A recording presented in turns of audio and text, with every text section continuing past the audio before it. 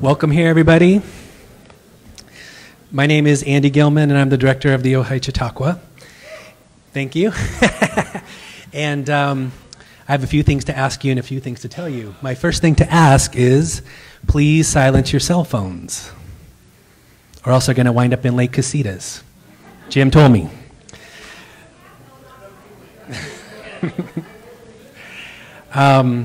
Second, you will have noticed that Regina Hirsch, who was originally going to be on the panel, couldn't for family reasons. We are going to have her on our next panel in a couple of months.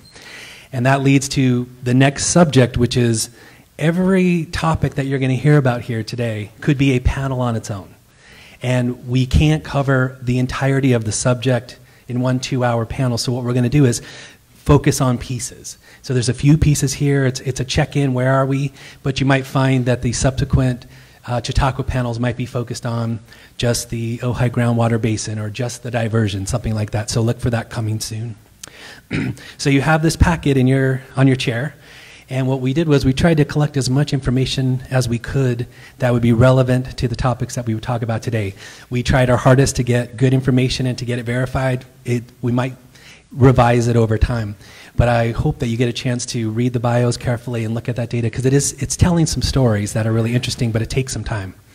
You also have note cards on your chair. So about halfway through the event, I'm going to remind our moderator, Tom Kraus, to remind you, if you have any questions, write them down on these cards and put your name. And if you can, write as clearly as you can, and what we'll do is we'll sort out the questions and try to find some indicative questions to come up so that the panelists can be directly asked. And the reason why we ask for your name is that if your question didn't get answered to your satisfaction, we want to call your name out and say, so-and-so, did that answer your question? So please do.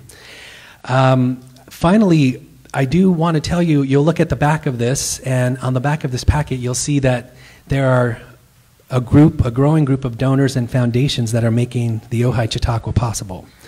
So to have these events be free and at all, we need your support. So today we have sponsors, the Ojai Valley Chamber of Commerce and the Ojai Valley Inn, and some very generous individual donors. So what I want you to do is think about the value that these events are offering to our community. And if everybody in this room could give $50 or $100, all of our events could be free. So I want you to think about that instead of us having to charge. Thank you very much. And with that, I want to bring out Tom Kraus, who is the president of the Ojai Chautauqua Committee and the Ojai Chautauqua Board, and our panel.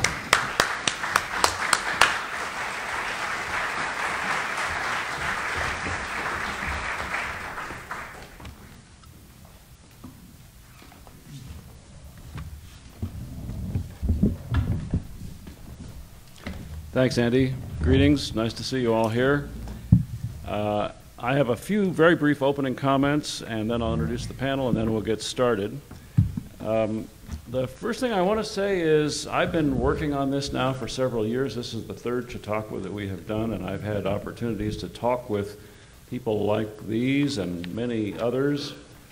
The more I have learned about it, the less I know about it. It is unbelievably complex. I mean, issues like immigration and income inequality that we have studied in the past are a piece of cake in terms of the complexity that is involved compared to this issue. So my learning about it individually, and I want to pass this on to you for your benefit, is that it's easy to think that you've got a handle on it and feel like you know about it and that, you know, now I know what to do or what should be done. Learn a little bit more. If you think you get this, you probably are wrong. You probably need to learn more about it. One of the reasons that it's so complex is that there are a lot of different organizations or organizational entities involved. So if you look on page 22 and 23 of your handout, you'll see 8 agencies that have something significant to say about water in our area. And those 8 agencies have to work in some level of coordination with each other. It's not like they can operate just independently. So among the water agencies, it's not just about Casitas. In addition to that, there are a whole network of regulatory agencies that are involved at the federal and the state level, and that's not insignificant. And then there's the county of Ventura, and then there's the city of Ojai. So if you put all of that together, you really have a complex of different organizations and entities that have something to say about all of this. And that's part of the reason why it is so incredibly complex. Now, if we try to cut through the complexity and say, well, okay, what's the question that we ought to be paying attention to? I believe it is, are the right things being done to address the situation that we are in? And if not, what stands in the way of getting those things done? And so I've kind of organized my questions for the panel around that general overarching theme. Our objective is to educate you about these issues, and we'll kind of break it into two pieces. One is the current state of water resources, and the second is possible alternative strategies to the present water shortage. And the way that we're going to go about this is the way we've done other Chautauquas. I think the best way, and that is to have a friendly conversation, frank and straightforward, but not trying to agree on things where we don't disagree. Being able to agree in a way that is productive, to disagree in a way that is productive. That's the whole idea of the Chautauqua. So to help us with that, we have 5 panelists, and I want to introduce them to you briefly. Their bios are outlined in your handout. On my immediate left is Tony Emmert. He's the Assistant General Manager of United Water. Sitting next to him is Richard Hagis, who's a board member of the Ojai Basin Groundwater Agency. And then Susan Mulligan, who is the General Manager of Callegas Water District. And then Dr. Stephanie Pincel, who is a professor at UCLA, at the UCLA Institute of Environment and Sustainability and the California Center for Sustainable Communities, and then Jim Word, who is a board director at Casitas Municipal Water District. Please welcome our panel.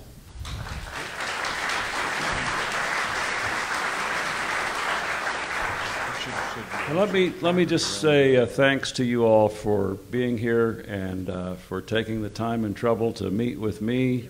We have spent some hours together talking about how to get this information to you in the best form and getting acquainted and so on, and I appreciate your willingness to do that. So here's the first question. Is this a crisis that we're in the middle of, or an emergency, or is it just a reason to work harder and address the issues?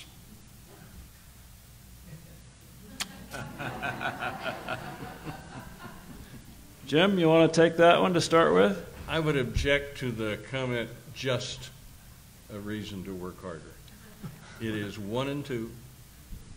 It is both a crisis. Get microphone. It is both a crisis and an emergency. And yes, there's a need to work harder. But it's very complex, as you said, and it's going to take a lot for us to get to the right answer and an acceptable answer, I guess, to solve it. But we've been in a crisis or an emergency for the last at least 3 years, operating under emergency drought conditions. Certainly felt more in this immediate area than any place else, probably in California. And it's something we can't ignore. Wish we had maybe a little more 20/20 hindsight, I guess, about 5 years ago and done more, but we didn't. We don't. So we take it where we are, and the users of the water here, particularly in this area, have taken great strides in managing their use. That's okay. Anybody else want to comment on that? Yeah, I don't necessarily believe it's a huge crisis yet. This drought is obviously longer than anybody anticipated, so it would be very difficult to have planned for this in the past. If you look at historical rainfall data, I think there's a very high probability that we're going to get average or above average rainfall over the next couple of years, at least 1 or 2 of those years. And with the storage in Lake Casitas and our groundwater basins, I think we'll survive. The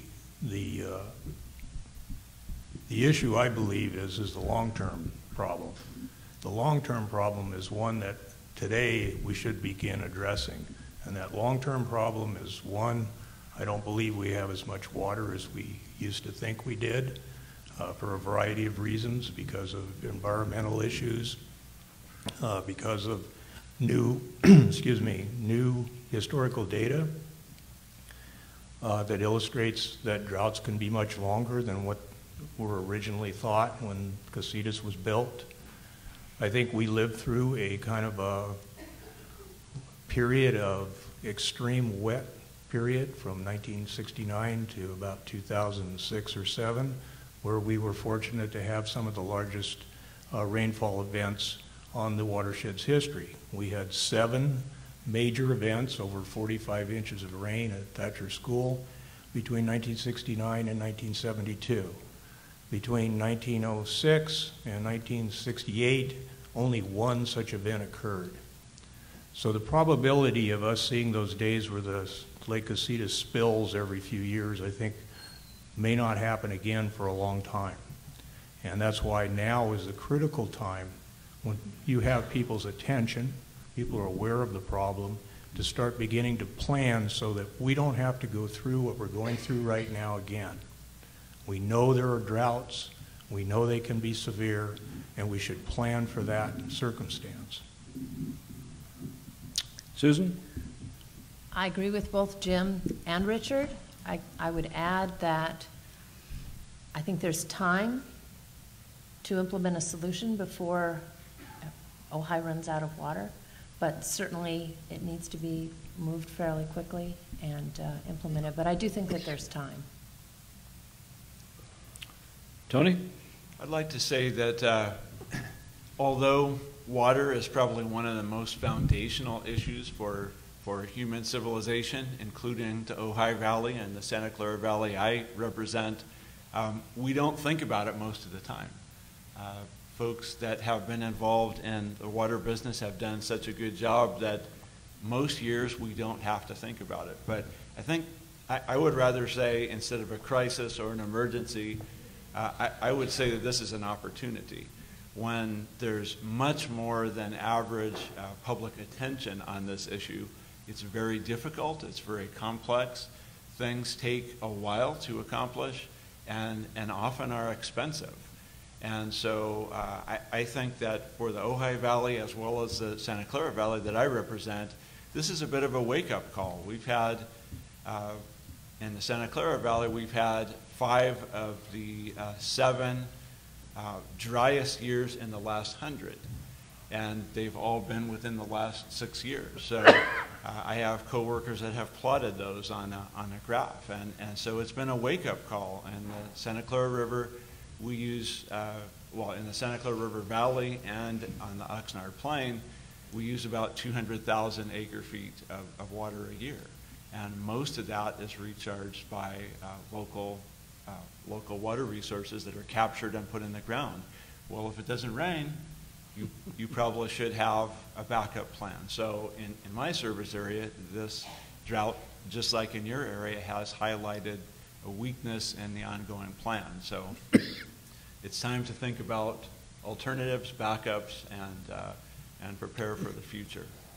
Excuse me. I would say that the panelists have really reflected a very sober and also very smart way of thinking about it. These things take time to evolve, and they take time and a lot of money to address. I do think, though, that we have to keep in mind that the whole state of California is facing water uncertainty. It's not just us here. We may get a whole bunch of rain, but up in the Sierra Nevada and Northern California, where we get most of the water for the state water project, it may not precipitate. So it's a very dynamic system right now. And so what's really imperative is to think about how you really nurture the resource that you have in the most careful, equitable manner to achieve a kind of life that we want to live. And that life means having enough water to drink, wash your clothes and your kids, and do all kinds of things that are important for us every day, but also to think about the landscapes that we are here for and what it means to live in a harmonious manner with the place we live in. And I would say that many of us, if not everybody here, really enjoys being in a place where there's active agriculture, there's a really vibrant farmers market, that it's part of our identity. So going forward, there are going to be a lot of very interesting, difficult, but hopefully collegial discussions about what the future of the valley looks like, knowing that the whole state is undergoing a really dramatic and unpredictable set of changes relative to precipitation, and it's not just us. Please. To build on that, I agree with you completely.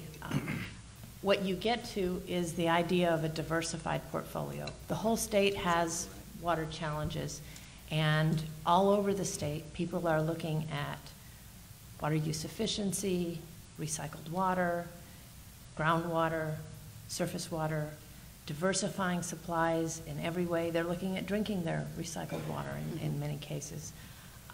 Diversifying your supplies so that when one isn't available, the other is. The real value that you have in this area is you have a big lake. And with a big lake, you can manage variable hydrology. You can capture water when there's extra available, and you can rely on it in a falling year when there's not extra available. And that might come locally, it might come from the state project, but that lake is a very big asset for your community. So let's talk about the options for diversification. What about state water, the state water interconnection? So let me put the question this way. How viable is state water, and to what extent is it a potential solution? It's very much a potential solution for the Ojai Valley. The State Water Project was built in the 1960s, and it's been a reliable supply for those who have had rights to the water and have relied on it. Admittedly, we're getting a lot less water from the state project than we did in the 1960s because a lot more water needs to remain in the project for fish.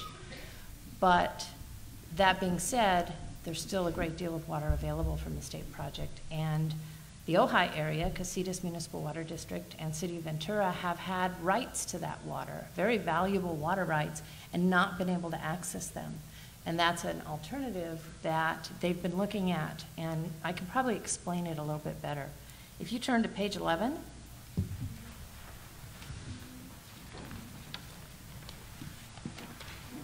so my district is the red one, Cayugas Municipal Water District, and we deliver imported state project water to 3/4 of the population of the county, all that red area. The other three agencies, United Water Conservation District, City of Ventura in green, and Casitas in yellow, also have rights to the state project water separate from those that Cayugas has. So the plan has been, and we've been working with the City of Ventura and Casitas for over 2 years on building a connection, and if you look at page 12, building a pipe that extends from Spanish Hills in Camarillo, it's a 3-foot diameter pipe, to the Saticoy area of Ventura, so that Ventura could access its state project water. Now, to make this whole thing work, I need to explain a concept that we use in the water industry, and it's called wheeling. And wheeling is something that the state requires, and it's basically water agencies have to let other water agencies use extra space in their pipe when it's available. So there's a law that says that water agencies have to do that. So Casitas and Ventura have come to Callejas and said, we would like to use the extra space in your pipes, give us a price for it, and have you deliver our state project water to us. That would also occur in order to get water from in East Ventura to Casitas. It would have to happen in Ventura's pipes too. And if you turn to page 14, Ventura has a pretty robust pipe system that goes from east to west in their system and west to east. There are some little parts, and it's hard to see on here, some dotted lines. The dotted lines is what exists, and there's some not dotted lines that they need to build. And this would be a 2-foot diameter pipe that runs through the city of Ventura. So the way that Ojai could get water through this interconnection that's planned between Satacoy and Spanish Hills is to move the water through the city of Ventura over to the west end of Ventura. It could either be used by Ventura instead of Ventura taking water out of Lake Casitas, or if Casitas decided to build a pump station, it could actually be moved to the lake. This project is in process. The preliminary design has been complete. And the schedule is actually below that map of Ventura's system. So preliminary design's complete. We're in the environmental process right now, and we are negotiating agreements. There are 2 different types of agreements that we need to negotiate. One is construction and operation of the interconnection between Ventura and Spanish Hills, and one is wheeling water, this renting of space and pipes in Callejas' pipelines, as well as those of Metropolitan Water District, who we get water from. And if you look at page 13, at the bottom of the page, you see all this blue. This is Callejas' service area. The red pipes in Ventura County are ours, but the red pipes extending out in the San Fernando Valley and then up to Castaic Lake, those belong to Metropolitan Water District of Southern California. So it would be necessary to rent space in their pipes as well. So negotiations are also underway on that agreement. So there's the rental agreement, and then there's the building and operating the interconnection agreement. We expect that'll all be wrapped up probably in 6 to 9 months, and those agreements will be in place about who pays what all the obligations are. So that's one, and that is underway. That is going to happen. There's another one that's only been discussed, and that is a pipeline that would be dedicated to Ojai. Can I ask you about a question? Yeah, sure. On the one you've just described, how much water does that bring to Casitas that could be used in Ojai? It brings 3,000 to 4,000 acre-feet a year, which is about what they would get through their state project allocation. Their allocation's 5,000, and you don't get all of it every year. So that's about 1/4 of what's needed. So that's a. I mean, I'm not sure if it's 25 or 22 or 29%, but it's a significant chunk. Yes, I don't know what all you need, but that's what that will deliver. Yeah. There's what we need and there's what Casitas needs, and they're not the same number. It's complicated, but my point is, it's not a trivial amount. It's a significant amount. It is. Okay, please go on.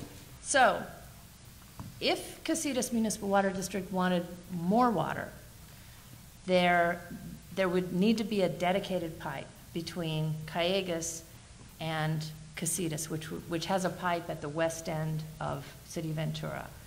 That would be a 20-mile pipe, about 3 feet in diameter, and there you're looking at about $110 million. It's not an insignificant amount of money. And I should say the previous pipe that I described, about $45 million.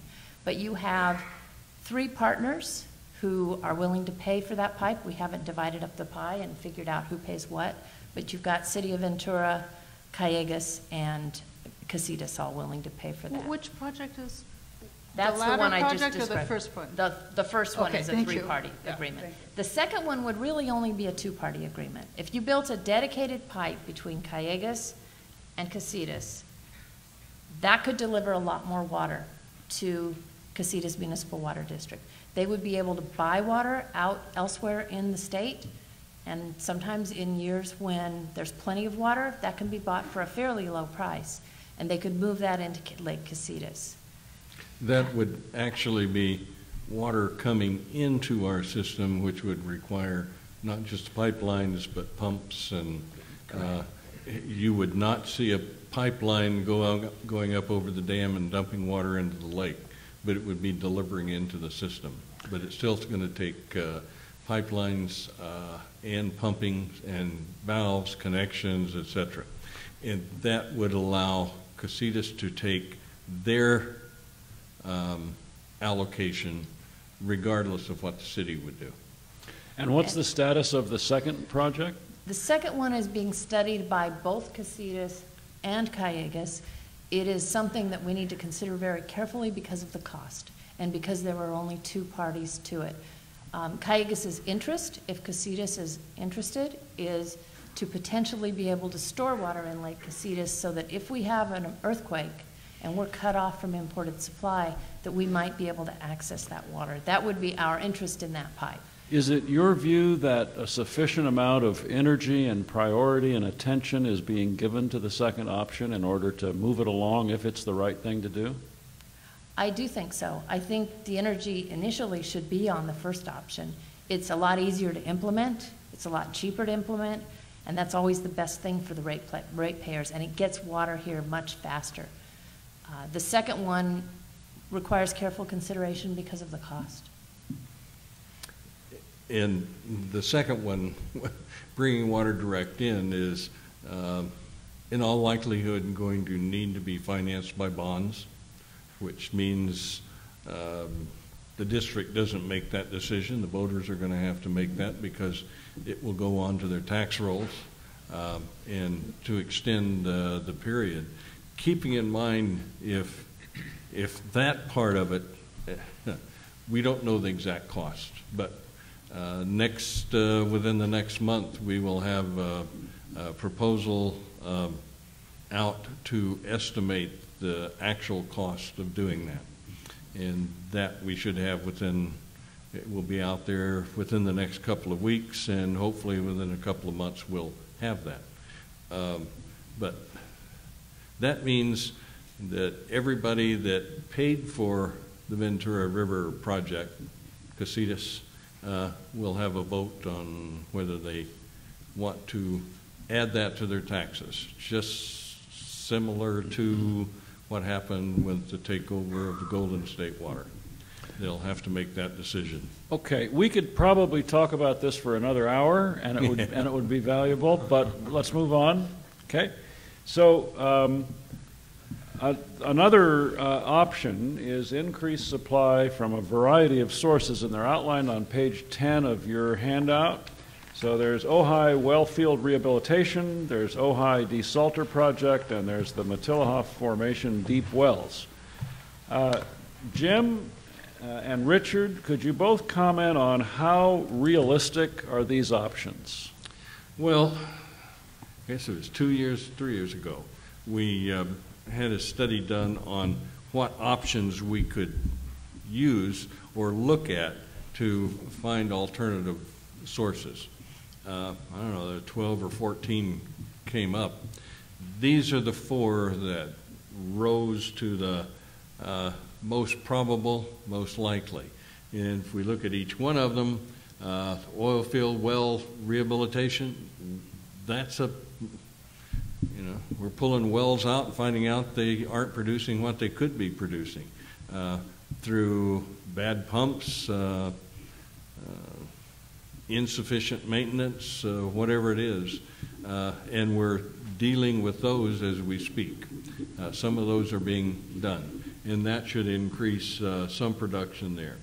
The Ojai desalter project, there is water in the north that is coming in, but it's not potable water. It's not usable. It has to be treated. So we're looking at that to determine how that can be converted to potable water. And that's the desalter, which is a small desal plant in essence. And that's what we're at. State water project, we just talked about. That's numbers that we should be able to, whatever our allocation is, historically they've been able to deliver about 60% of that. If the water fix does not go through the tunnels, etc., that reliability may drop to about 40%. So you have to use those numbers to determine what it is. In any case, it's, you know, if there's no rain, no snow, etc., it can be zero. If it's an abundance there, it can be the full allocation. That has happened how many times, Susan? In the last 20 years? In the last 20 years, maybe a couple of times. Back in the early days, it was 100%. Yeah, for year, back in the year. early days. But yeah. Anyway, water is there, so we know that's there. The Matilija Formation deep wells, geologists came to us and said there is water in the Matilija Formation. It should be available, giving us how much they estimated to be there, and it would require horizontal drilling into the mountain. Well, so the next step would be to get permits to measure streams, flows, etc. After 9 months of being stonewalled by the Forest Service and other governmental agencies, we decided maybe we better relook at that, and we have. So on our own property, on watershed property, we have plans. The planning is done, and hopefully we can start drilling within this next summer on a deep well vertically to tap that aquifer. So I don't know. The geologists, we have to depend on what they're telling us. And we won't know until we finish our test well, which is what we're working on right now, on the quality of that water and how much is there. But at this point, we think 2,000 to 8,000 acre feet, 200 to 800 acre feet, which is not an insignificant amount. And is that a renewable resource? That is renewable through the watershed. It is. Yes. That's pretty sure.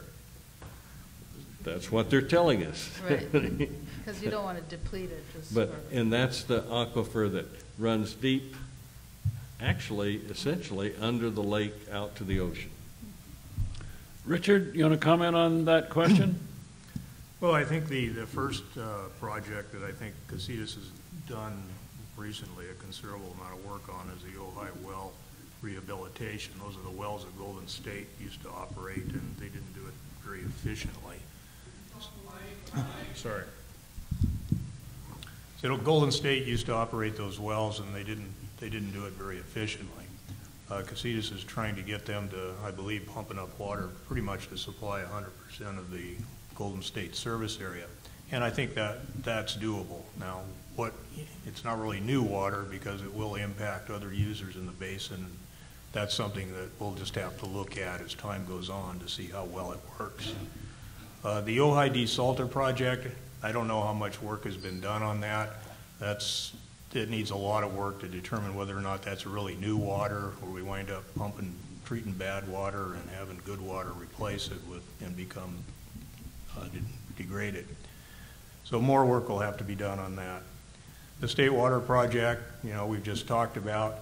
The big problem with it is it's a limited amount of water, and I really don't believe it's enough. Part of the problem is no work has been done to determine how much water we actually need. And until we know how much water we actually need, we can't make big decisions on $110 million projects until we can quantify that. The Matilija Formation project is, it'd be great if it's true. The 800,000 acre feet was originally discussed as a one-time emergency supply that they could take in the event Casitas actually got down to where it was almost dry. The 2,000 is supposed to be the renewable amount of water available. But the environmental issues that are going to be connected with this are pretty significant. And just personally, I asked the question, we've already, used up a lot of our water resources down here in the valley. And now we're looking up at a mountain and series of mountain ranges that have small creeks and streams and seeps that really supply that area with its water for the wildlife and the natural environment there. I don't know that we want to mess with that. So it will take a lot of study to really determine whether that's viable or not. So I think it's really interesting how we use the word need in terms of water. You didn't hear that? Okay. I think it's really interesting how we use the word need relative to water.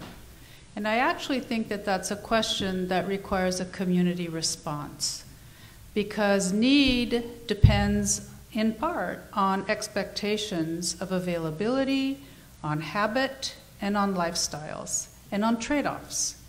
And so when we talk about need, this is a real opportunity for the Chautauqua to come together and have a very serious discussion about what people perceive of as need. Some people feel they need a lawn. Some people feel they don't. Some people feel that they need to have the opportunity to go to the farmer's market. Some people prefer the grocery store. There are lots and lots of aspects to this question that I think is a very, very pertinent and extremely important question for the Ojai Valley. What does the Ojai Valley need? Do we need to be able to have big properties with horse ranches? Do we, there's a whole set of questions here, and it would be extraordinarily valuable for us to actually delve into that question rather than use the word without having really spent a lot of time thinking about it carefully together. The future is not going to be the same as the past. The expectation of the state being able to provide its residents with ample everything in a future that is so uncertain probably is not a very good one. So we need to really think about what we desire as a set of people who live in a beautiful place in terms of the future for ourselves and our families. I'd like to make one more comment, if I may. The State Water Project is, as many of you know, an enormously difficult, controversial project that has been gamed and manipulated over the years by very, very powerful agricultural interests. And so the amount of water that's available in that State Water Project is really predicated on a whole set of users and politicians and politics, including the Metropolitan Water District. I do not think that it is realistic or safe to believe that just because you have a contract with the State Water Project that you may get that water. So I would say that yes, it should be explored. Yes, it's an opportunity, but you have to enter in it really lawyered up, because believe me, everybody else is. The other thing I would say about the State Water Project is if MWD is doing the wheeling or through the pipes, does that affect the price of that water? So Casitas is a State Water Project contractor, direct, not through MWD. MWD, if it invests in these tunnels up there, the water prices are going to go up very, very much. How is that going to affect all of us in the valley? So it's kind of a Faustian bargain with the State Water Project that has to be entered into extraordinarily carefully.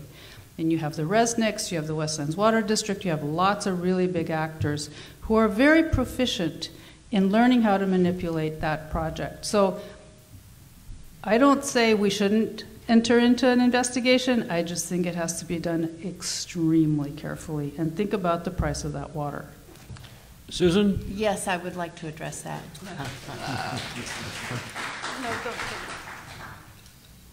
I think it's very easy to throw stones at the State Water Project, but it's been the lifeblood of the state of California ever since the 1960s. And it has come under increased pressure from, because of the fact that the water comes through the Sacramento Delta, and the way that the water flows is harmful to fish. The California Water Fix resolves that. It pulls the water during high flows off the Sacramento River and provides an opportunity to take water from Lake Oroville without harming fish. And just because there are farmers who also use that water along with urban interests, those are the people of the state of California. And whether they're big farming or small farming or big towns or small towns, they all rely on that supply. So to just point out the big farming and to say that it's unreliable, I think really doesn't do credit to a very important project for this state that everyone's working as hard as they can to operate without harm to the environment and to operate reliably, and we're working hard on it. And Casitas will know in advance, that's part of the wheeling agreements, what they will pay Met, Metropolitan Water District, for the wheeling. They will have to pay Met for the wheeling, and they know that, and we know about what that will be. So they're going in with their eyes wide open. But there aren't many supplies available in this state. And water from the State Water Project is less expensive than probably many of these options also. So I think that those of you who cheered when she said no water from the State Water Project need to think very hard about whether you have enough water up here without it. You can't conserve water you don't have. Yeah, and I'd like to respond to your comment on need. I agree that how much water we thought we needed in 1980 is much different than what we know we can get by with today. I mean, the level of conservation is pretty astounding when you look at the numbers. Difference between Casitas delivering 23,000 acre feet in 1 year in 1989 and delivering under 12,000 acre feet this last year. So there's a lot of room for that. But there is a need. There is a number, I think, that we can find and quantify that tells us how much do we need on a routine basis to maintain a sustainable environment here. There's multiple efforts to get more water for environmental purposes. There's a new lawsuit between Santa Barbara Channel Keepers, City of Ventura, and all of the users in the Ojai Valley to put more water, release more water, or allow more water to flow down the Ventura River. That will take water from everybody, no matter who it is, whether City of Ventura loses it or Casitas. So that's the amount of water we're going to have to look at. Where's that going to come from? The other issue is, traditionally, the way Casitas has been operated, they operate on a safe yield that's based on considering how much you can take out every year over a 20-year drought period without the lake going dry. Well, in 20 years, it goes dry under that model. I don't think that's a responsible, shouldn't say responsible, I don't think it's a practical way to manage that supply. You wouldn't manage a groundwater basin like that. So I think it's important that part of the need, how much water do we need to keep in reserve? How much water, what should be a minimum level that we should plan for in that lake?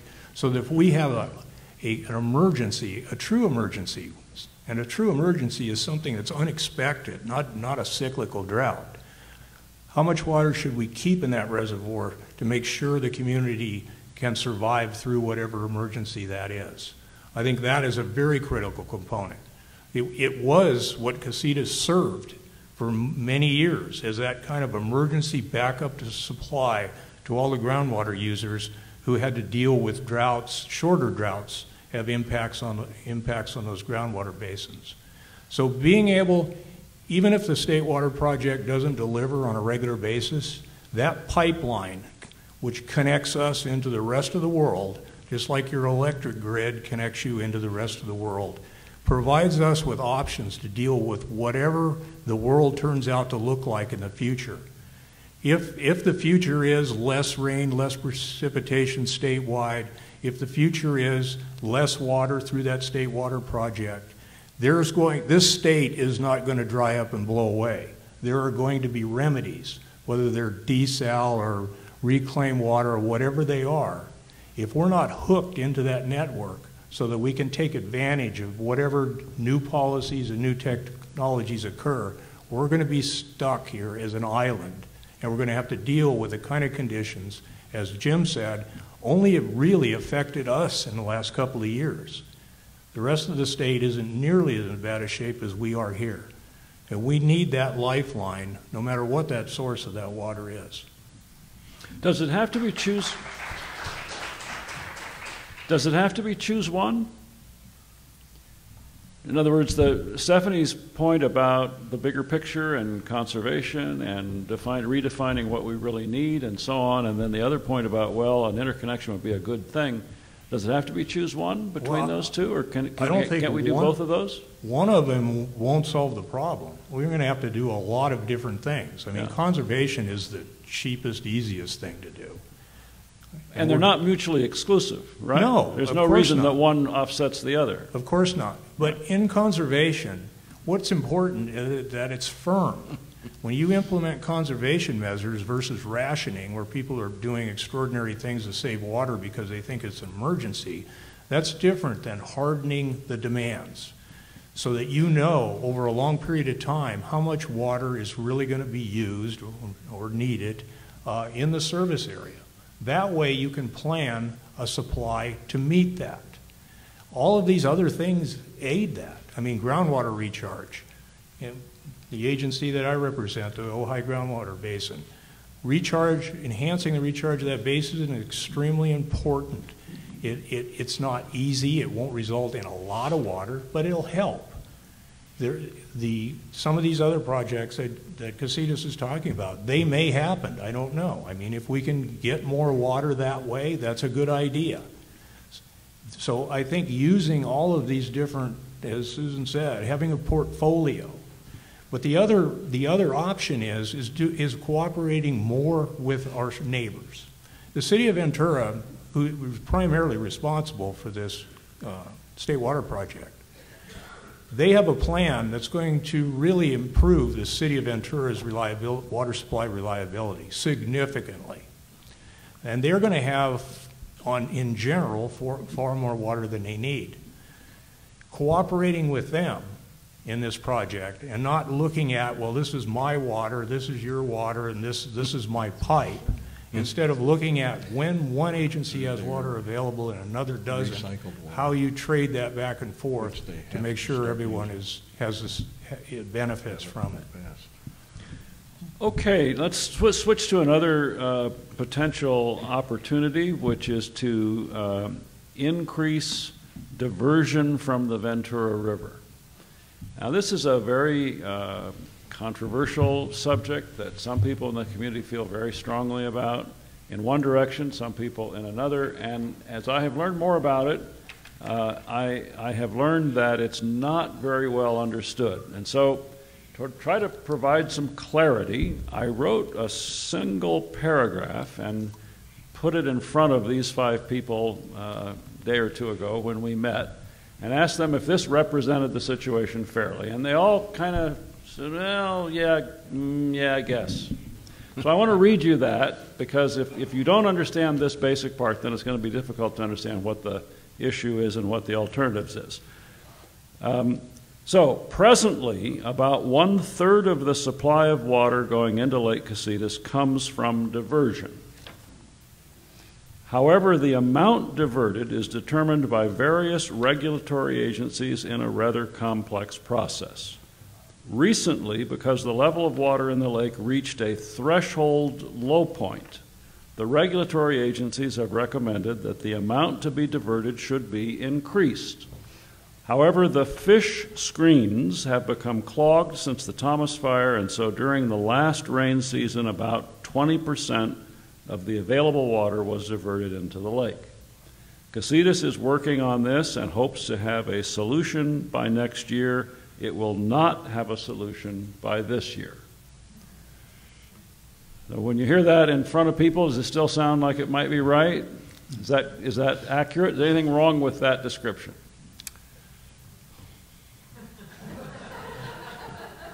You said it was complicated. I did. And it is. Yes, we are operating under a biological opinion which stipulates how much and when we can divert water. And we have asked that that be revised so that we can perhaps divert an additional amount of water. The design of that fish passage, which is the I guess, which that diversion has to go through, is such that it makes it more difficult to divert even when we have the opportunity.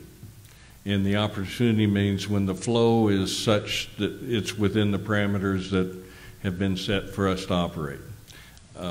So we're looking at a serious method of changing that, trying to get it revised so that it will operate a little more efficiently. Why is it taking so long, Jim? I mean, the Thomas fire was quite a while back. Why? And I'm really not trying to be critical. I just want to understand better, because it's going to be not this year. We're going to have rainfall this year and have the same problem we had last year. That's exactly right. Originally, when the fish passage went in, it was to be reevaluated every 5 years. Hasn't happened yet.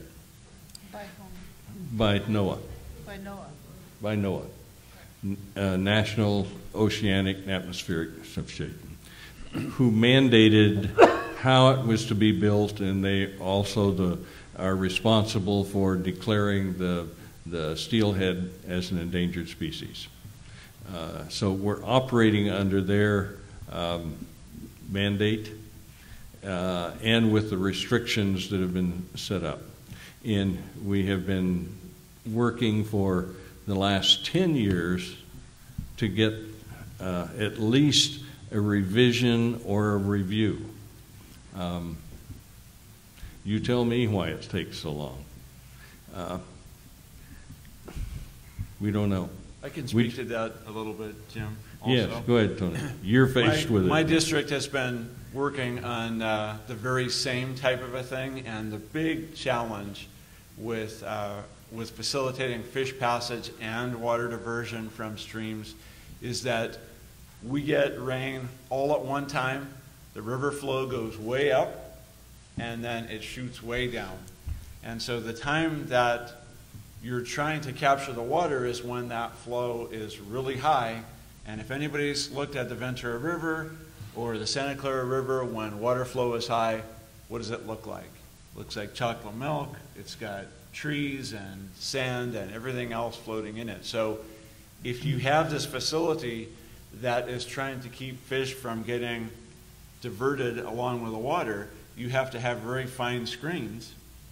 And it doesn't work very well with rivers that are full of floaties and sand and other sediment. So it's an incredibly complex endeavor to try to divert water off of these rivers and to allow a good clean water flow for migrating fish.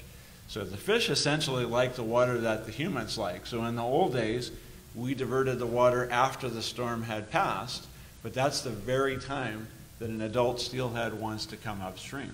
The steelhead aren't stupid. They're not swimming through 10,000 milligrams per liter of solids.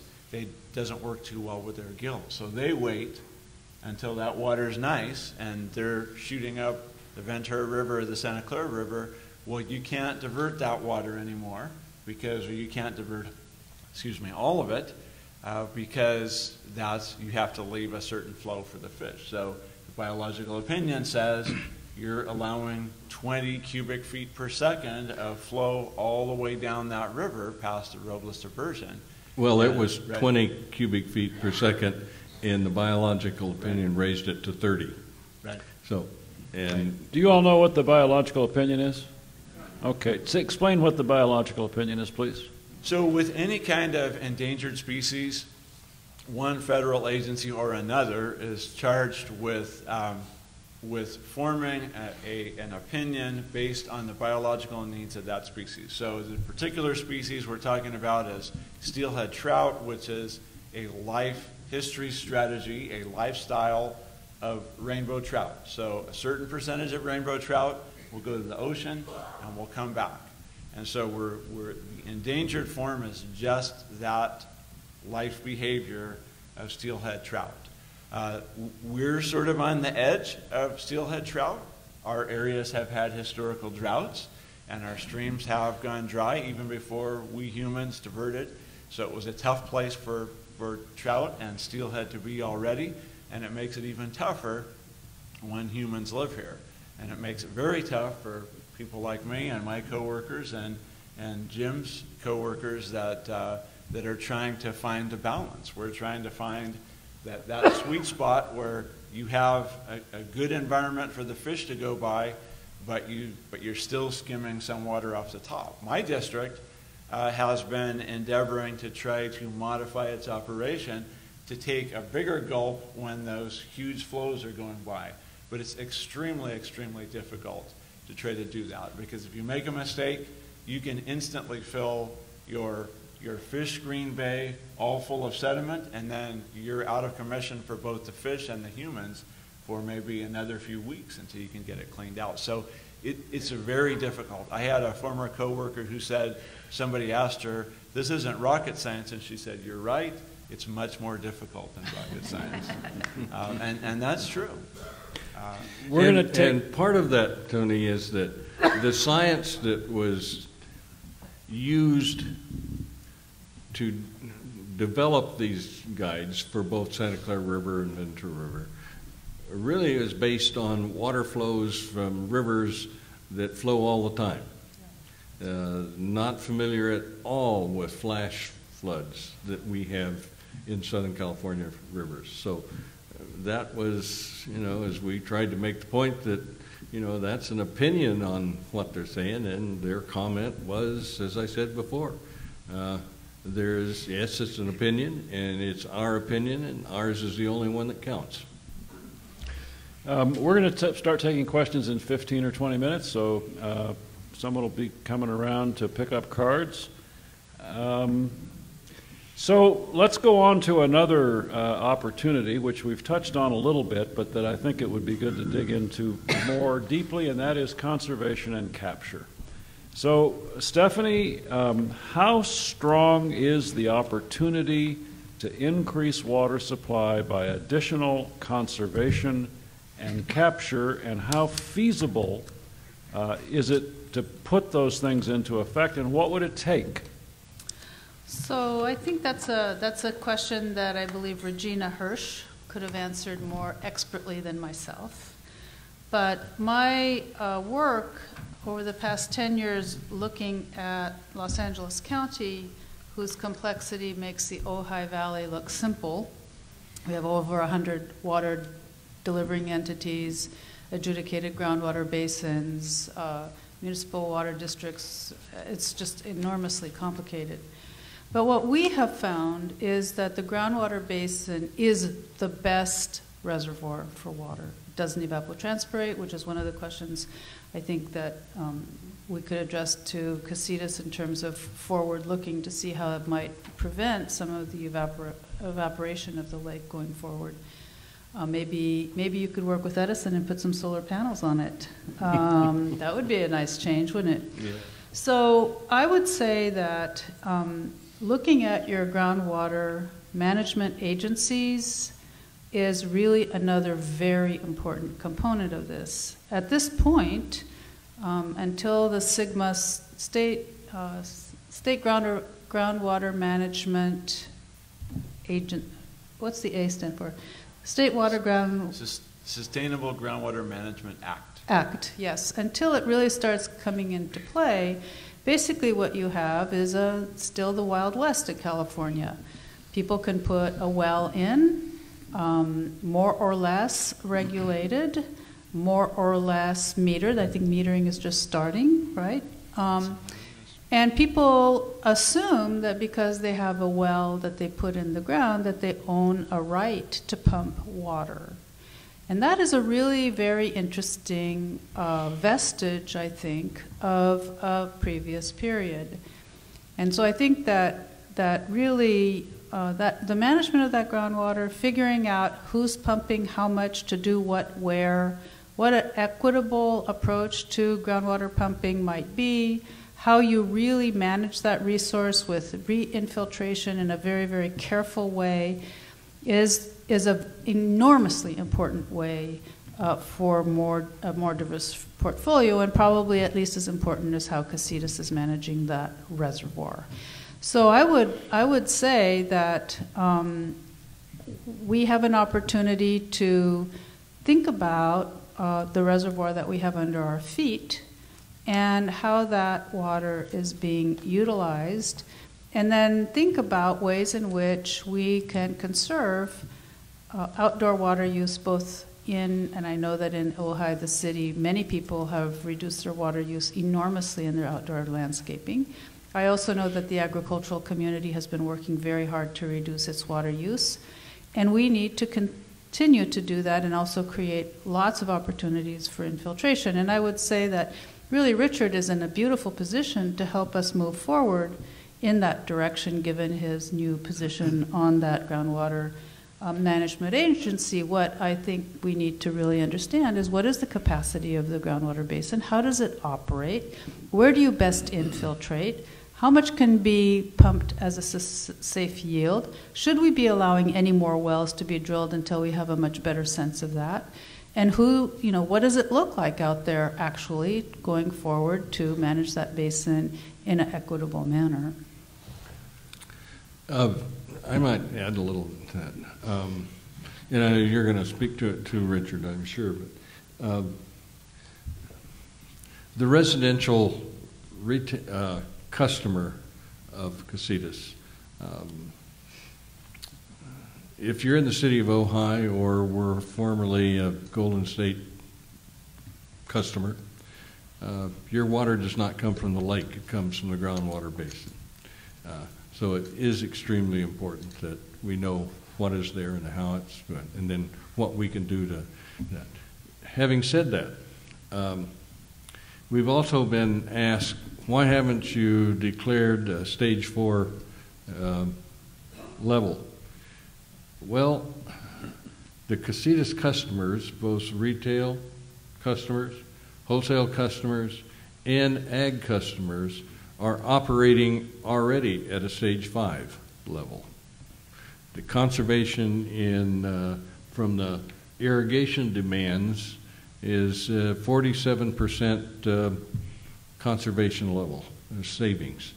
That's 3% from being at a stage 5. The non-ag customers are at 52%. Our total is 52. Non-ag customers, you folks, are at 57%. You've done an outstanding job. Now that doesn't mean we can't do more. Our governor says that we should be operating at a level of 55 gallons per day per person. Go home and try to figure out how you're going to do that.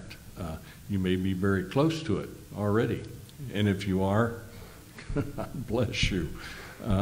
But it is amazing to us that there is more land in ag, more crops being run, and yet there is a 47% reduction in water use from the base year. So for clarity, Regina Hirsch, whose name was mentioned a moment ago, was originally scheduled to be a panelist who would represent the conservation and capture argument, and she was unable to attend because of a death in the family.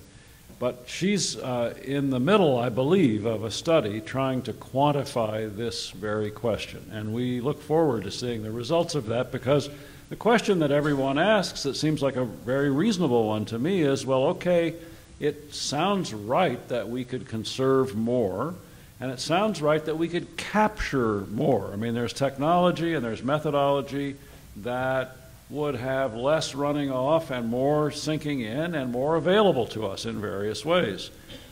What's unclear is how much difference would that make, and what's the return on investment calculation. So I mean, is it going to make a 3% difference and cost a ton of money and no one is going to do it, or is it going to make a 45% difference and be something that could be managed through various programs of various kinds?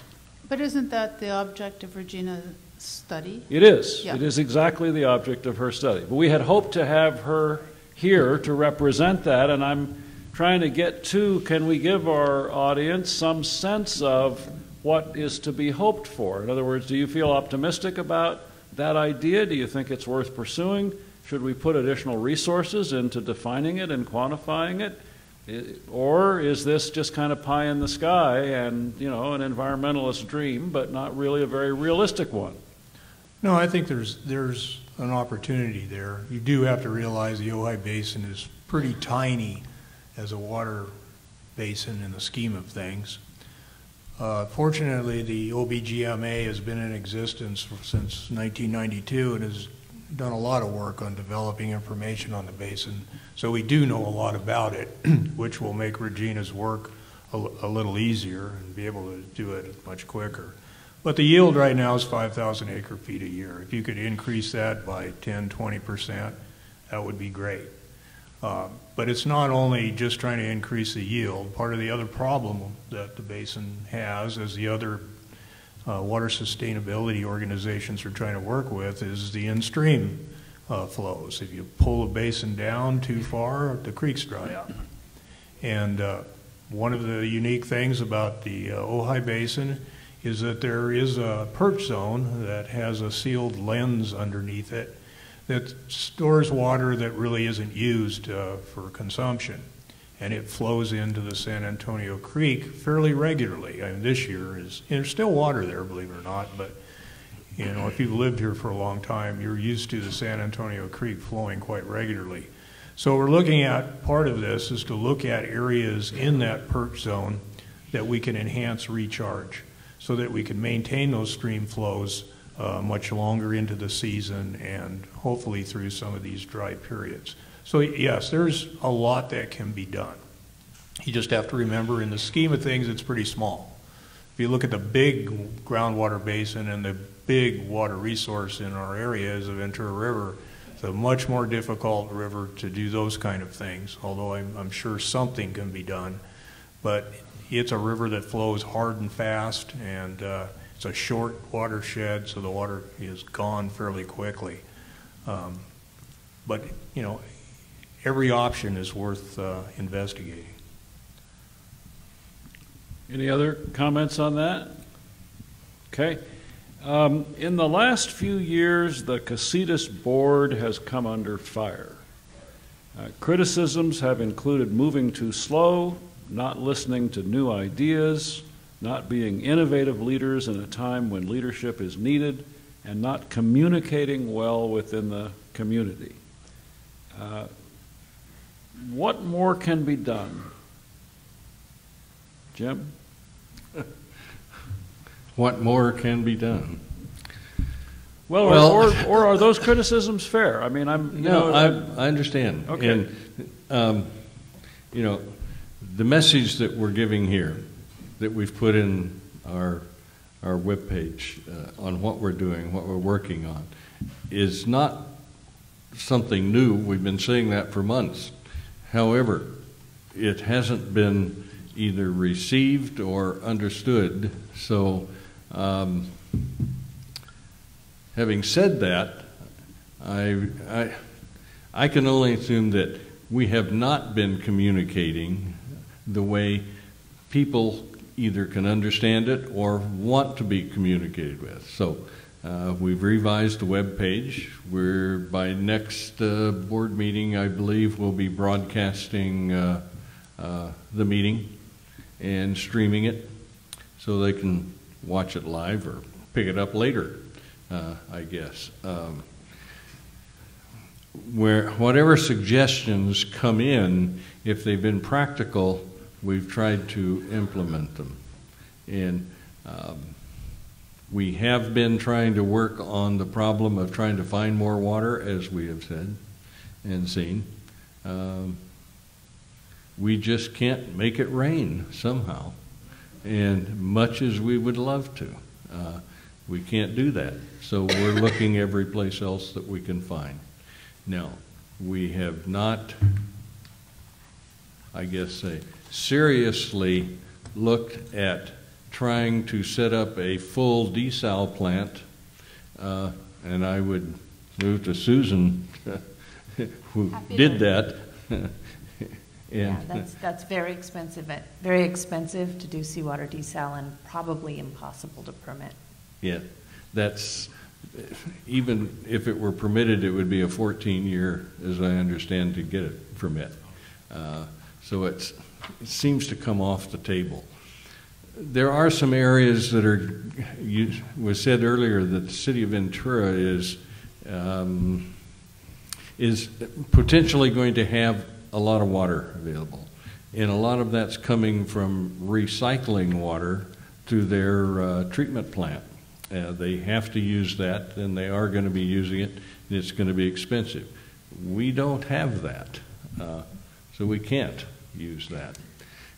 But if somebody can tell us how to communicate better so folks can understand what's happening, we would love to hear it.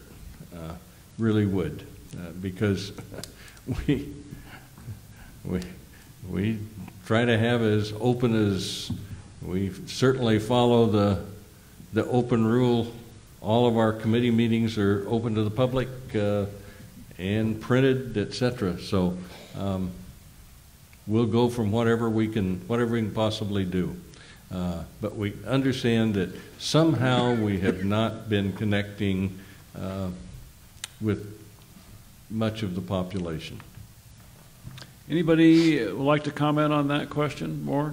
Stephanie? Yeah, so I think if you look at the back page here and you see all the different water entities and you think about all the boards and commissions that we have the privilege to vote for, and we look at voter turnout and the amount of time we spend actually participating in going to boards and commission meetings and the city council meeting and this meeting and that board of supervisors meetings, you realize that it's a really dense institutional world out there over which, in which we are expected or allowed or have the privilege to participate.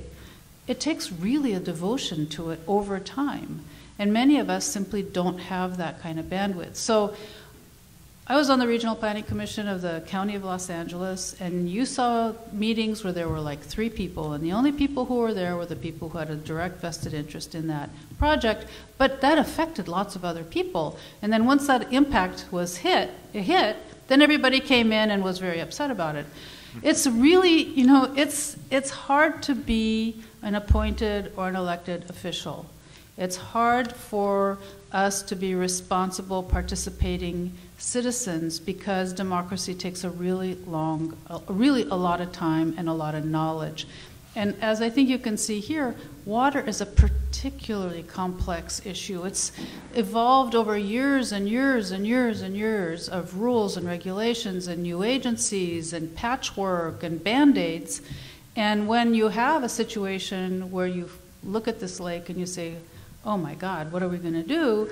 You have to understand it just takes place in this thicket of history and process and procedure and agencies and money and decisions that you can't easily just jump into and have a simple solution out of. So I'm really happy that this is happening because I think it just opens the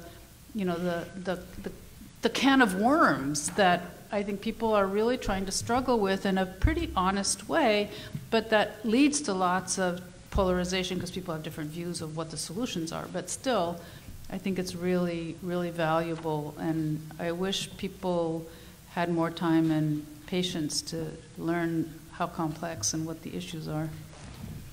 Anybody else want to comment on the last question, Richard? Yeah, just briefly. I've been one of those critics, so I should at least address why. And I will say the primary reason, I mean, I used to work at Casitas. I know all of the people that have been involved on the board and the staff, most of the staff. And I don't think anybody's done anything deliberately to try to hide anything or, you know, fool the public. The problem with, from my point of view, the way Casitas has addressed this problem. If you look on this page with all these different agencies, I will tell you the city of Ventura has a written, detailed plan to deal with water. I know Callegas has volumes of plans on how to deal with water. Even the little Ojai Basin we have a basin plan. United Water has all kinds of plans.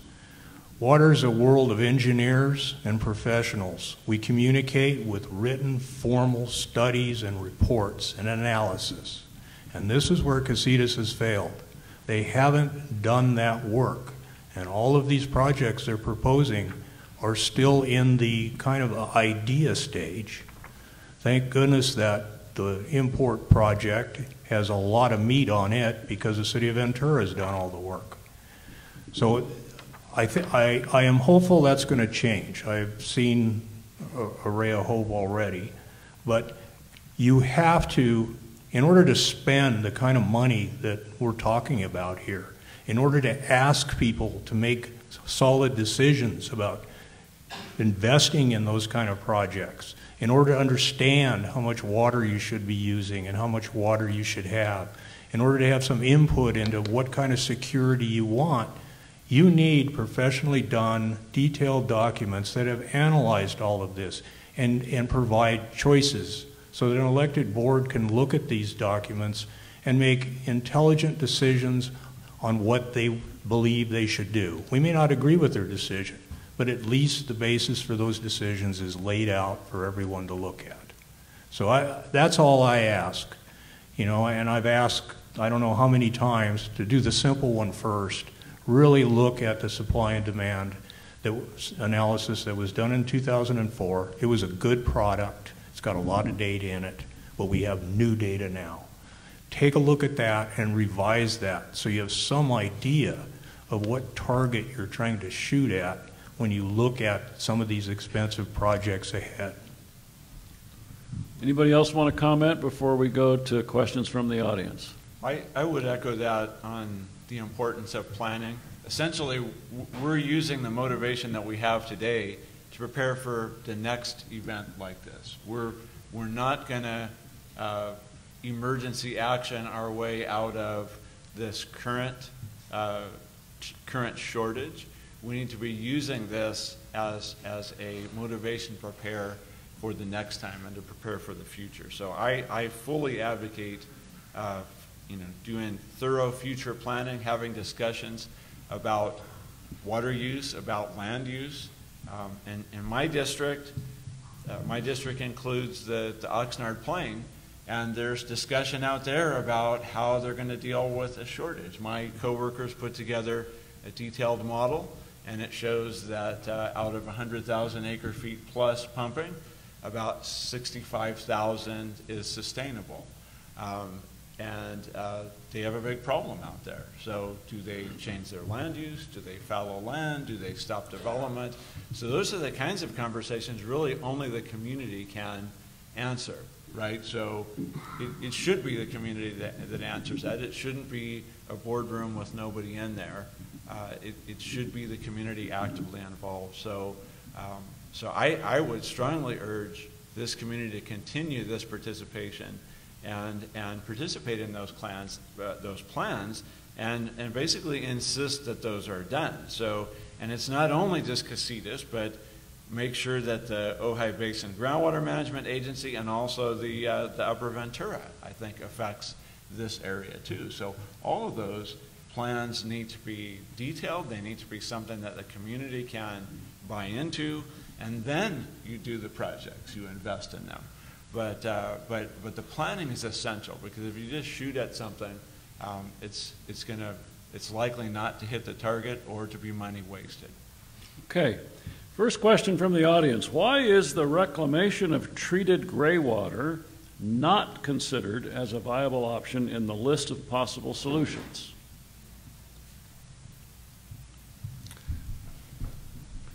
What's the source of the gray water? You're saying the recreation gray water? Reclamation. Reclamation gray water? From the sewage Residential. That I think goes, it's intended. that goes straight into what's the, intended, I think. We don't have access to that. That goes into the sewage system, does it not?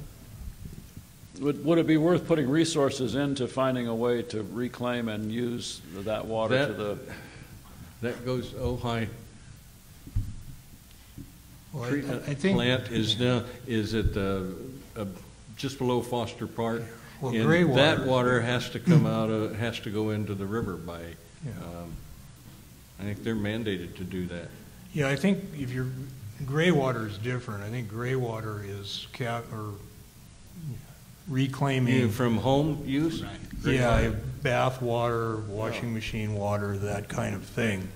And part of what I used to do is operate wastewater treatment plants and sewer collection systems. And I know that sounds like a good idea, but I would be very leery of that, especially on the Ojai Basin, if it was, done significantly. I think some people probably already do it. The danger is you don't have control over it. There are some nasty things that come out of a wastewater treatment plant, that come to a wastewater treatment plant you have to deal with.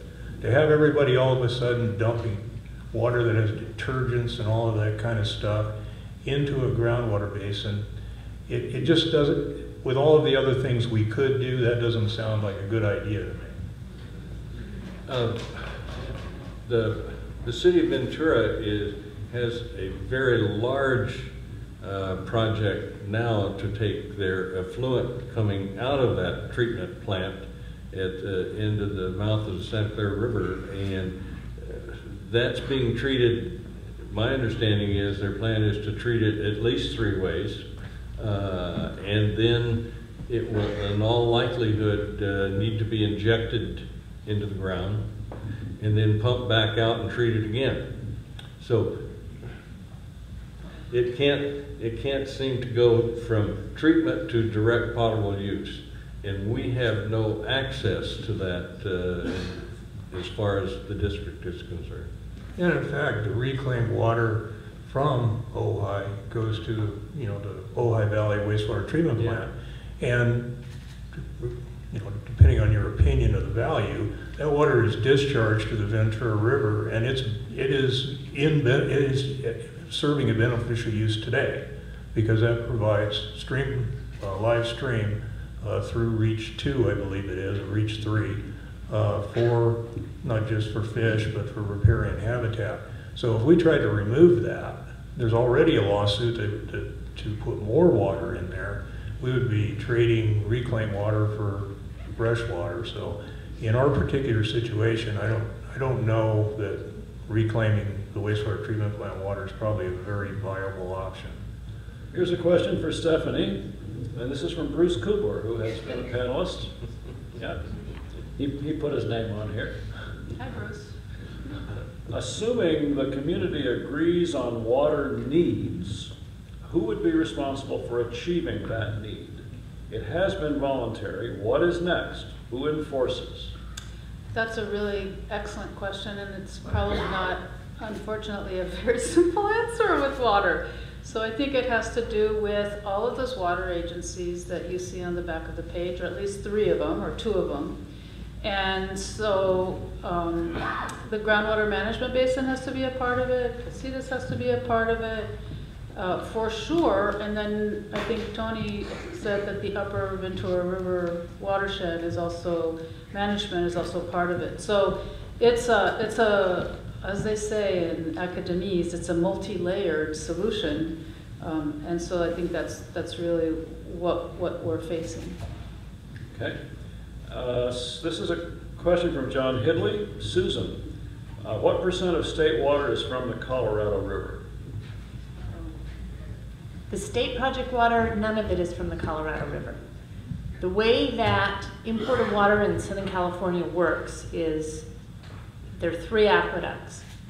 One is City of Los Angeles, their aqueduct in the Owens Valley, and that only goes to the Owens Valley. I'm sorry, yeah, it only goes to the City of Los Angeles. Metropolitan Water Districts of Southern California, which serves water from my district, Callegas Municipal Water District, all the way to San Diego, has 2 aqueducts. One is the Colorado River, and one is the State Water Project. This area has rights only to the State Water Project water, not to the Colorado River, because they're not a member of Metropolitan Water District. So they're 2 different supplies, and the supply that would be potentially coming here is the state project, because that's what they have the rights to. Okay.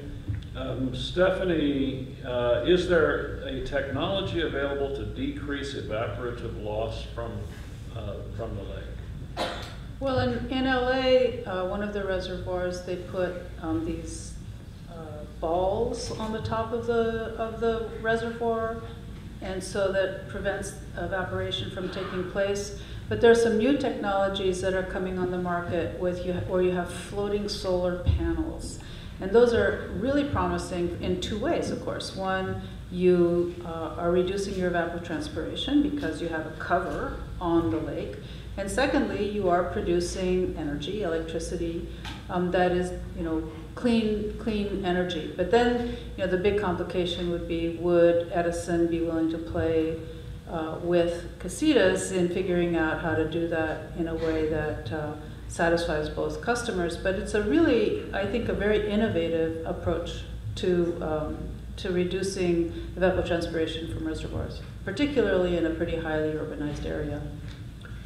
For Tony and Jim, are your two agencies working with each other and other water agencies in Southern California to get NOAA to revise its biological opinion to reflect Southern California river conditions rather than river conditions in other areas? Excuse me. Can your agencies get our elected federal representatives to pressure NOAA to give us some relief on these biological opinions? Yes. Yes, you're trying, or yes, you've been successful? He didn't ask if we were successful. He asked, are we trying? And yes, we are trying. So what's your estimate? No, we have not been successful yet. What's the likelihood you will be? Slim. I think I'm more optimistic than Jim. You were more optimistic. We tried to tell you they were going to be tough to work with. They are very tough. There are some very sharp people who work for NOAA Fisheries. There is very, very little scientific knowledge in some of the rivers in this area. I have personally tried to get academics to work on the Santa Clara River, and they said, no, it's too hot. They said, we don't want to be testifying in court. We don't want to deal with it. We'd love to learn, but it's too difficult. So what I've had to do is recruit PhDs on my staff. So I have a PhD hydrologist in the office, hydrologist with 30 years of experience. I have a couple PhD biologists. I have a PhD modeler. So we've essentially had so much study that we have to do because nobody will do it for us. I was in court at the end of December. I spent Christmas in federal court. That was fun. But the judge that I worked with noted that he said, well, it doesn't look like the federal government has done virtually any study on anadromous fish in this area. And that's true. There's very, very little. So part of what we have to do is to if we can't get academia to do it, we can't get the federal government, we've got to do some of this study ourselves. And it's tough because you have to get a permit even to do studying. But we have to do it. We absolutely have to do it because people live here, steelhead trout live here, and we have to find that balance. And so I have to be optimistic. We've also, I think, been successful in getting attention of top people in DC, local folks in the permitting offices for NOAA Fisheries. Essentially, they say if there's little information, I have to be conservative. So I'm going to go way over here on this side because I just don't know.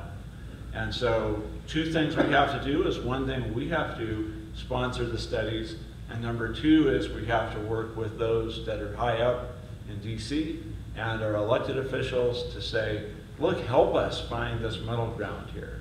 We think that we're willing to spend money, we're willing to have smart staff, we're willing to do the studies, but we do need that will. We have to have somebody high up in an agency who can say, okay, here's this gray area, I'm going to make a call, and we're gonna shoot with this, and we'll adjust as we go. But you can't wait until you have perfect, because you'll never get anything done. Yeah. And that's sort of where we've been the past 20 years. Steelhead trout got listed. Southern California steelhead trout was listed in 1997. About the first 10 years, even the federal government was trying to figure out what to do.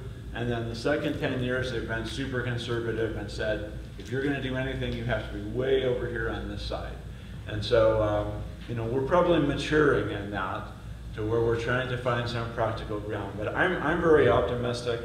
Some of the elected officials we've talked to in DC have been very understanding, and they've been helpful. So I'm confident we will find something that can work for humans and for fish. But Tony, it will be less water.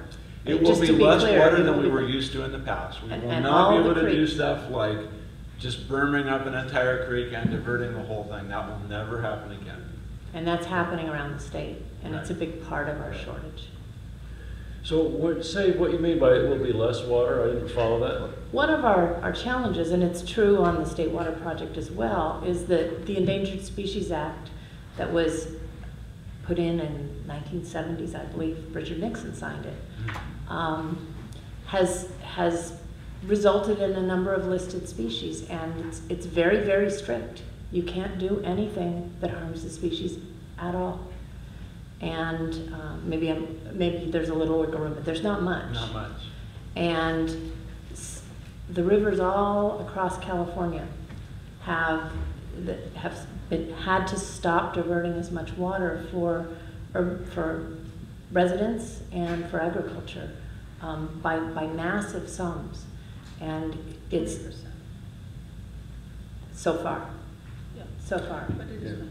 But the 20%, if you think about 20% of our water being cut back, that's a pretty big amount. And I can't verify that number, but it's not a judgment on whether that's a good thing or not a good thing. We probably should be protecting fish, but we all have less water from all the sources we've been using, which is why we have to conserve and why we have to recycle and why we have to diversify our resources. There's no choice. But if the studies, as Tony points out, are not current, then we have a policy that we don't really understand the benefit of, even to the environment. Is that fair? That's true, but we used to divert a lot of water and we took in a lot of fish and it was bad. And that was bad. So, yeah, and it was bad, and we will never get back to how much water, or even close to how much water we used to divert 20 years ago. Right. We're Now, in a different situation. Is it right that if a policy change in that area could mean a very substantial amount of new water going into the lake? Yes, but it won't change. Despite Tony's optimism, it hasn't changed on any river. So, it gets more and more challenging. I just wanted to be clear that while it's the most complex and maybe the most difficult and maybe not possible to do, it's also of the options probably the most beneficial. To divert more water off the creek? Yeah, if you actually did it. I mean, because the amounts are so high, isn't that correct? I don't think for the Ventura River it isn't the most beneficial thing we could do, no. I don't know, Jim, what you know. I mean, the studies that you've done show that it's water, but it's not a huge amount of water. That's right. We're a small district, and yet, speaking to Tony's thing, we have a fisheries biologist on staff, and they have a crew. And they've been working for years trying to provide the science that didn't exist on these flash rivers. And it's continuing. It will. I'm glad Tony's optimistic. We've just been fighting it longer, I guess. And I hope somebody gets successful pretty soon, because we spend a lot of money every year working on this.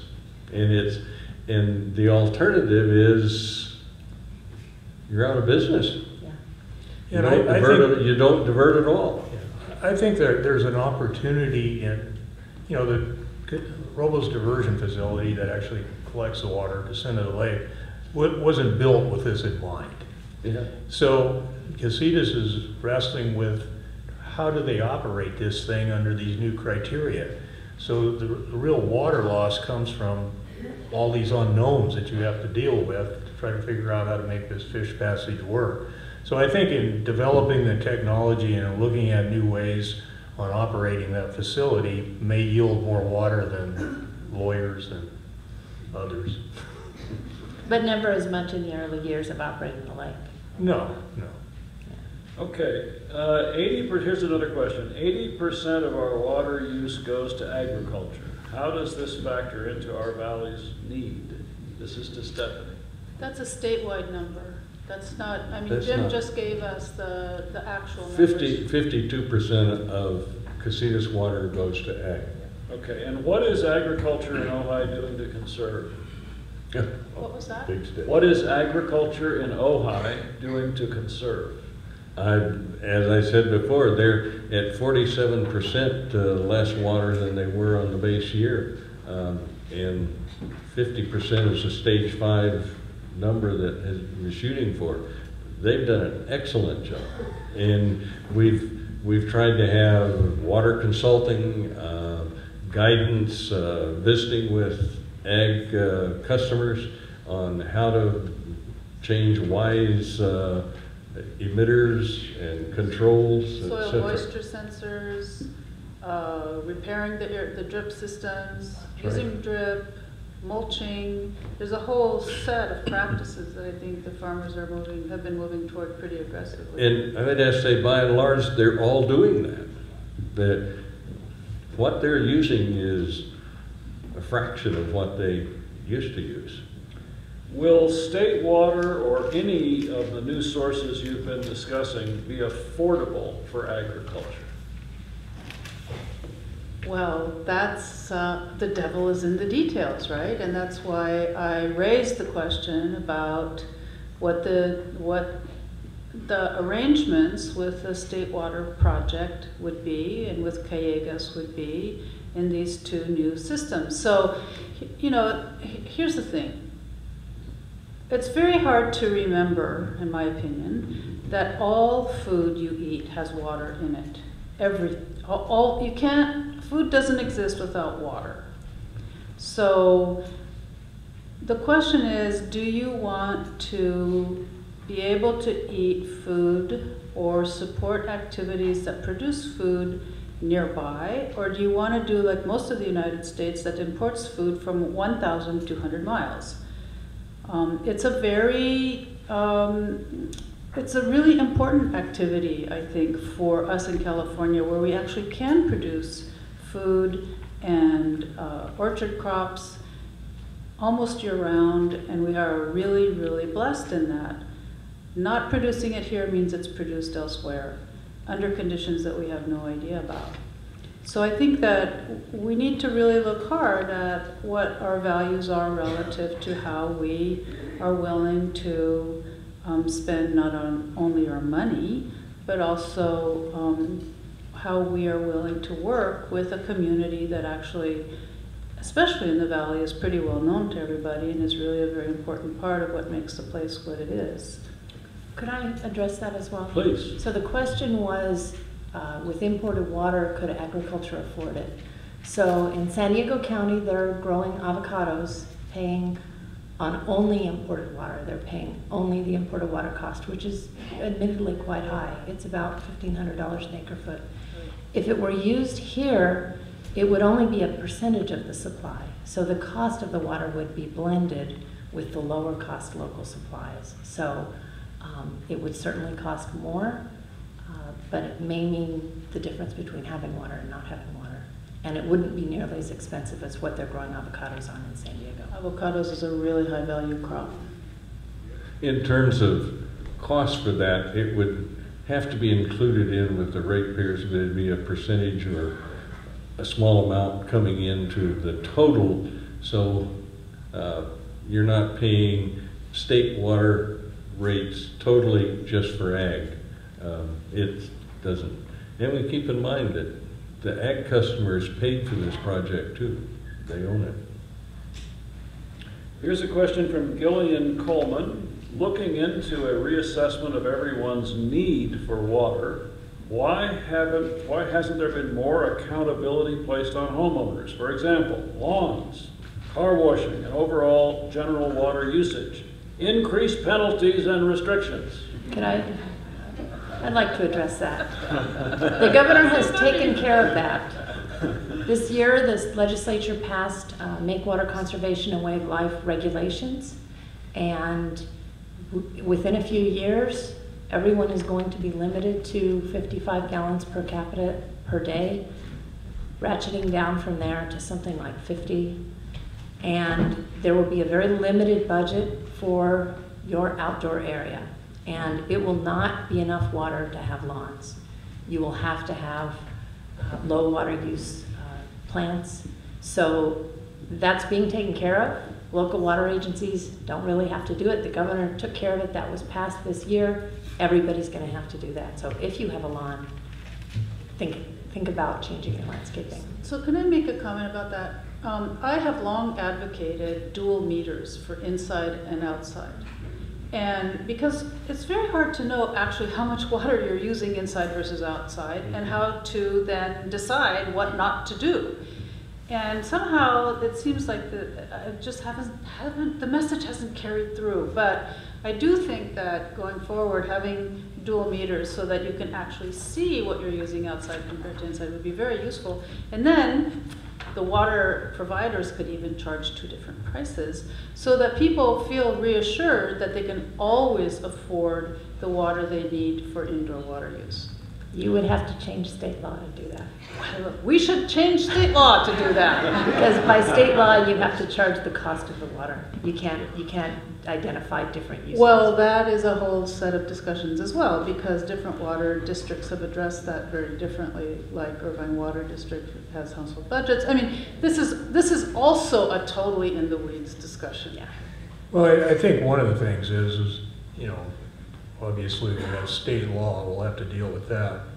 But the state law is a pretty much of a cookie cutter kind of approach. The Ojai Valley isn't like most urban areas. Most urban areas have densities of 3,000 to 5,000 people per square mile. We have 750 people per square mile. There's a lot of large lots. So by limiting how much water a person can use to 55 gallons a day, essentially renders the rest of your property useless.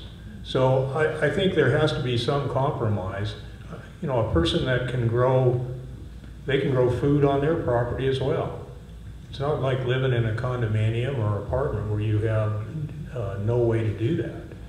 I mean, I'm sure there's places where we grow grass and some of those kind of things that could be eliminated. But putting everybody in the same box of 55 gallons per person, when one person lives in a condominium and another person lives on a half an acre and may have a small orchard, I don't think is fair. Well, there'll be an outdoor budget. They'll get a budget for their outdoor land. Oh, that's right. good. So it'll be how many people live in the house and then a budget for your outdoor land. But that budget won't be enough for grass. So we're going to count heads in each residence? That's They going to do be that fun. in Orange Yeah. County. Yeah, Really? they do.